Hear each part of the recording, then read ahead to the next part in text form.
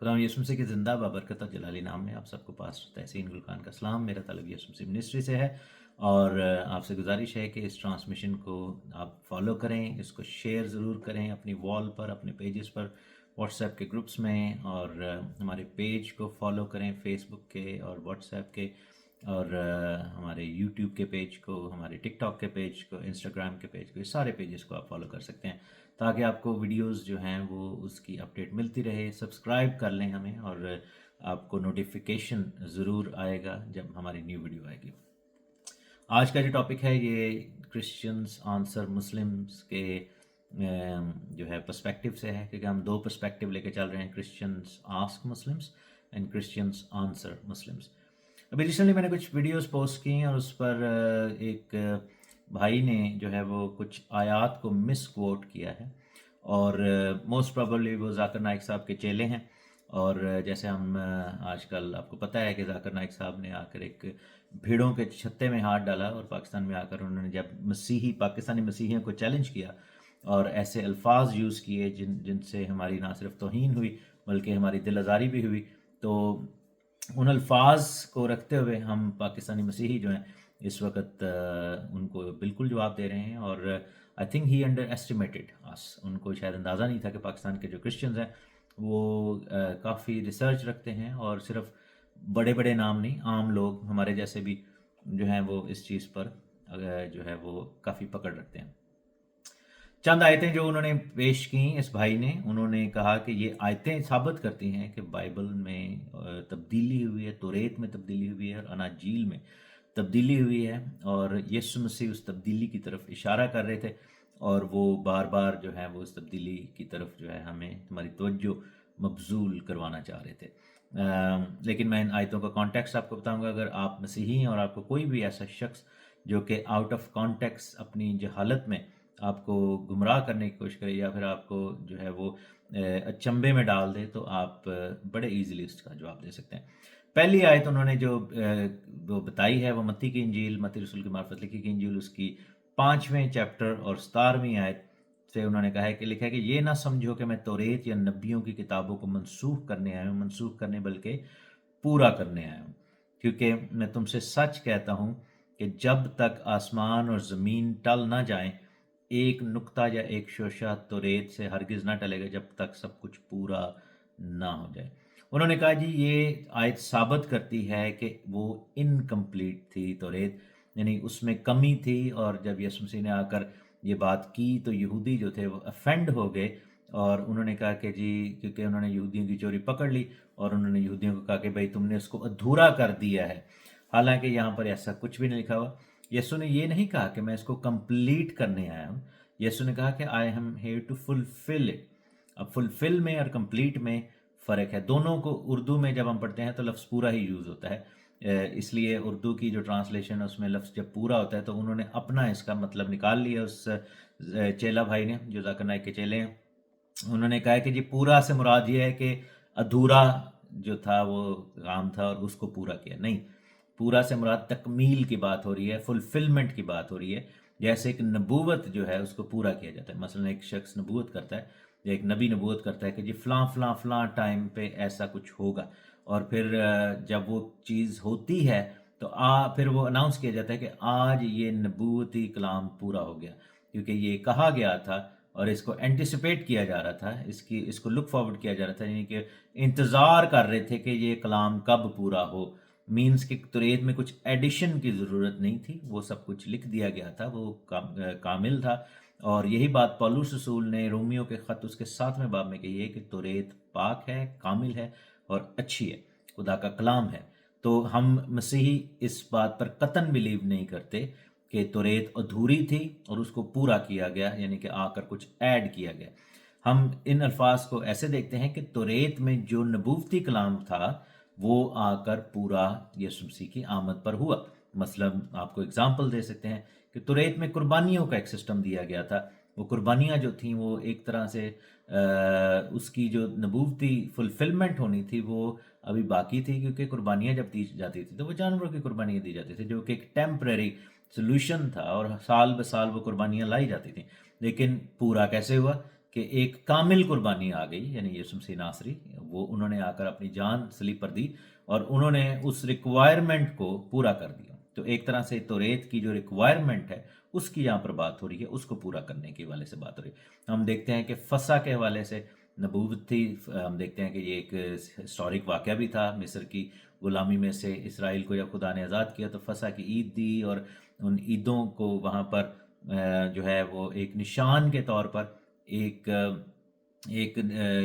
نبوتی کلام کے طور پر اور مسیح کی خدمت کی طرف اشارے کے طور پر دیا گیا تھا۔ اور ہم دیکھتے ہیں کہ فسح کے موقع پر صلیب پر جان قربان کر کے یسوع مسیح نے اس عید کو پورا کیا، اس کی جو ریکوائرمنٹ تھی اس کو پورا کیا، اور پہلے پھلوں کی عید والے دن جی اٹھے اور پورا کیا۔ عید پینتیکوست پر پاک روح کا نزول ہوتا ہے اور وہ بھی عید پوری ہوئی۔ اسی طرح ابھی باقی چیزیں جو ہیں جو کہ سیکنڈ کمنگ کے والے سے ہیں، بہت ساری ایسی نبوتیں ابھی باقی ہیں جن کی تکمیل ہونا یا جن کی فلفلمنٹ ہونا ضروری، وہ انکمپلیشن کی بات نہیں ہے، ادھورے کی بات نہیں ہے، بلکہ اس نبوت کے پورے ہونے کی، یعنی کہ ایک پوائنٹ آتا ہے کہ جب آپ کہتے ہیں کہ ہاں یہ جو کلام جاری ہوا تھا آج وہ دن پورا ہوا۔ اور اس کی میں ایک ایگزامپل آپ کو دیتا ہوں کہ جب یسوع مسیح نے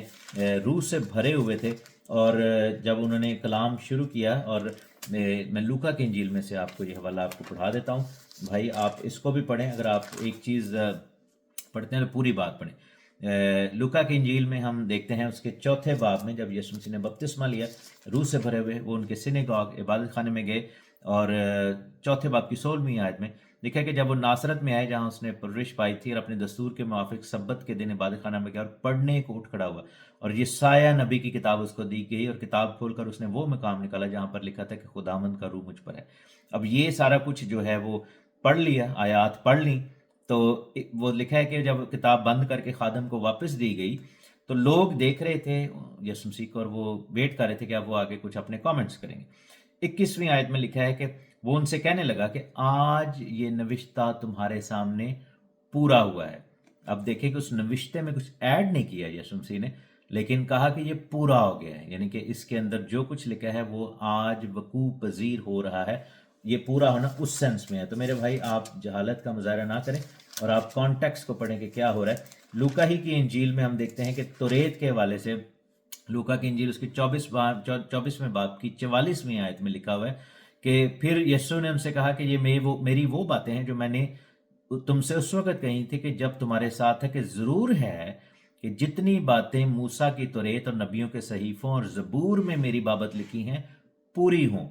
وہاں پر یہ نہیں لکھا کہ وہاں پر میری بابت ادھورا لکھا تھا اور میں نے اس میں آ کر کچھ ایڈ کیا ہے۔ تو اس طرح کی جو آؤٹ آف کانٹیکس جو آپ انٹرپریٹیشن کر رہے ہیں چیلا بھائی،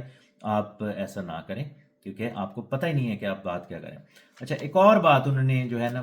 عجیب کی، جو کہ ان کو صاف لگ رہا ہے، پتہ لگتا ہے کہ ان کو اس بارے میں بالکل بھی پتہ نہیں کہ اس آیت کا کیا مطلب ہے۔ یہ سیم ہی واقعہ ہے مرکز کی انجیل 7 باب میں لکھ لیں یا متی کی انجیل 15 باب میں۔ یہ بات ہو رہی تھی، شاگرد وہاں پر جو ہے وہ کھانا کھا رہے تھے اور انہوں نے ہاتھ نہیں دھوئے، طہارت کے کچھ قوانین کی بات ہو رہی تھی۔ اور 15ویں باب کی پہلی آیت میں لکھا ہے کہ اس وقت فریسیوں اور فقیہوں نے یروشلم سے یسوع کے پاس آ کر کہا کہ تیرے شاگرد بزرگوں کی روایت کو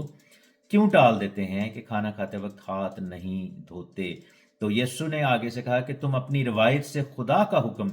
کیوں ٹال دیتے ہو؟ اور پھر یہی بات انہوں نے کہی کہ 13ویں چیپٹر میں کہ جو پودا میرے باپ نے نہیں لگایا جڑ سے اکھاڑا جائے گا، ان کو چھوڑ دو۔ اب یہاں پر یہ بات پھر لکھا ہے کہ 7ویں چیپٹر میں ہم مرکز میں بھی چلے جاتے ہیں، لکھا ہے کہ یہ بے فائدہ میری پرستش کرتے ہیں کیونکہ انسانی احکام کی تعلیم دیتے ہیں، obviously چیپٹر 7 میں، اور تم خدا کے حکم کو ترک کر کے آدمیوں کی روایت کو قائم کرتے ہو۔ اس نے ان سے کہا کہ تم اپنی روایت کو ماننے کے لیے خدا کے حکم کو کیا خوب باطل کرتے ہو۔ تو اب سوال انہوں نے یہ کیا کہ یہاں پر یسوع مسیح نے جو ہنٹ دیا ہے وہ یہ ہے کہ توریت میں رد و بدل کر رہے تھے یہودی، ایسا نہیں ہے۔ چیلا بھائی آپ کو یہ سمجھنے کی ضرورت ہے کہ میں آپ کو چیلا بھائی اس لیے کہہ رہا ہوں کیونکہ آپ ذاکر نائک کے چیلے ہیں اور آپ کی باتوں سے یہ اوبیسلی آپ نے ان کے بہاف پر مجھ سے بحث شروع کی ہے، تو میں آپ کو چیلا بھائی کہہ کے پکاروں گا۔ تو چیلا بھائی بات یہ ہے کہ یہ جو بات ہے اس کے لیے بھی آپ کو کانٹیکس سمجھنے کی ضرورت ہے۔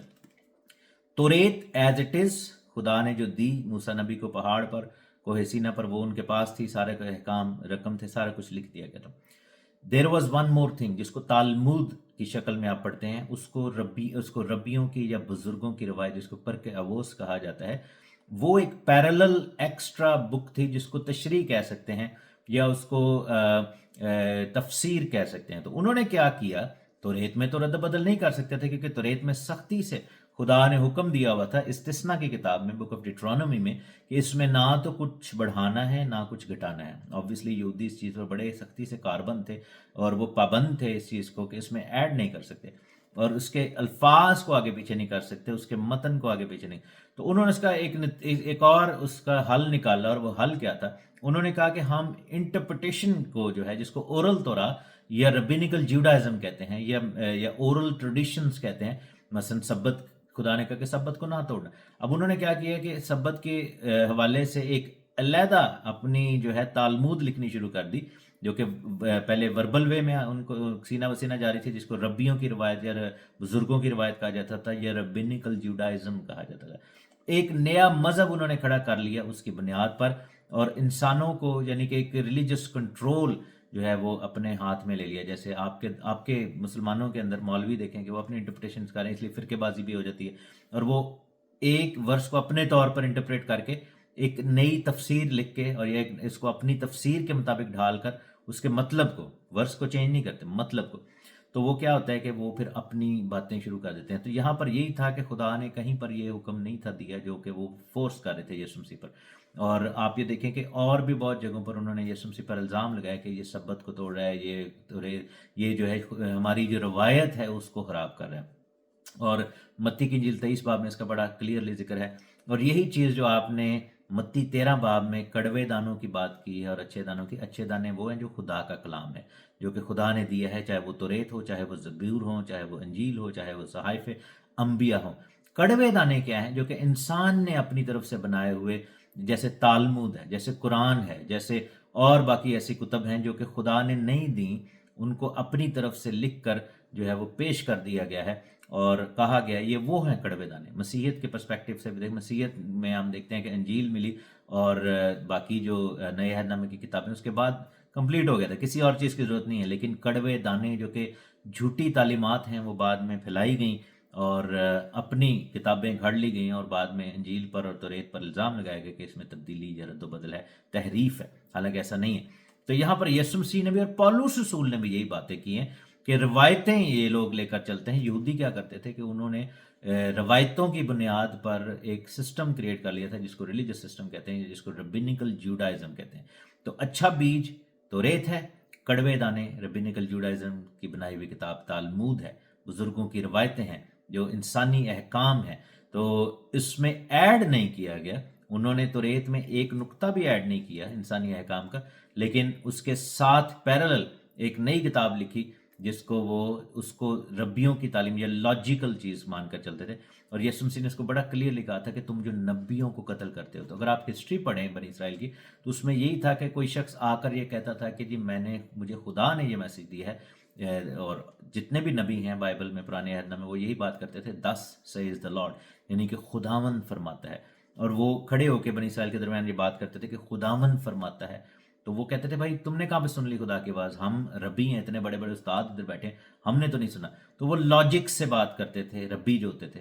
لیکن نبی جو ہوتے تھے وہ نبوت سے بات کرتے تھے اور ان کی نبوت کو ریجیکٹ کرتے تھے، کیونکہ کہتے کہ تمہارے پاس کیا ثبوت ہے کہ تمہیں خداوند نے بھیجا؟ اور آپ یہ دیکھیں کہ یہ بات یسوع مسیح سے بھی انہوں نے کہی کہ ہمیں کوئی نشان دکھا، ہمیں یہ کر وہ کر، اور ہمیں معجزات دکھائے جائیں، اور جتنے بھی نبی آتے تھے ان کو وہ ریجیکٹ کرتے تھے کیونکہ ان کا اپنا ایک سسٹم بنایا ہوا تھا جو کہ درام سے گر جاتا تھا۔ لیکن that still does not mean کہ جو ہمارے پاس اوریجنل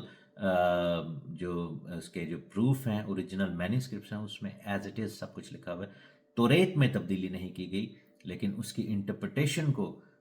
جو ہے اس میں تالمود ایک ساتھ پہ پیرلل سسٹم بنا کر انہوں نے لوگوں کو اپنے شکنجے میں کیا، جس کو آ کر یسوع مسیح نے بھی کنڈیم کیا، جس کی وجہ سے انہوں نے یسوع مسیح کو مار دیا۔ پولس رسول اور باقی شاگردوں نے بھی یسوع مسیح کے کنڈیم کیا اور ان کو بھی مار دیا گیا کیونکہ وہ ایک سسٹم کے خلاف کھڑے ہو رہے تھے۔ اور یہی چیز ہم بار بار دیکھتے ہیں کہ باقی مذاہب میں بھی آتی ہے کہ انہوں نے اپنے ایک سسٹم بنایا ہوئے ہیں، اور جیسے ہی کوئی اس سسٹم کو چھوڑنا چاہتا ہے، جیسے بہت سارے لوگ اسلام کو چھوڑنا چاہتے ہیں، جیسے میرے والد نے اسلام کو چھوڑ دیا اور مسیحیت میں آ گئے، تو وہ سسٹم ان کو مار دیتا ہے، کیونکہ وہ انسانی احکامات ہیں، اور وہ انسان جب اس کا حکم ٹوٹتا ہے تو وہ ڈر جاتا ہے۔ خدا جو ہے اس کا حکم کوئی تبدیل نہیں کر سکتا، بہرحال وہ پکڑ میں ضرور آئے گا جو اس کو تبدیل کرے گا۔ تو میرے بھائی چیلا بھائی، آپ ان آیات کو دوبارہ پڑھیں، اور اگر آپ میں علم نہیں ہے تو پلیز لینے کی کوشش کریں۔ آپ یہودیوں کو ابھی تک نہیں جانتے، ان کی تعلیمات سے واقف نہیں ہیں، اس لیے آپ نے اس کی بالکل غلط انٹرپریشن کی ہے۔ God bless you, thank you.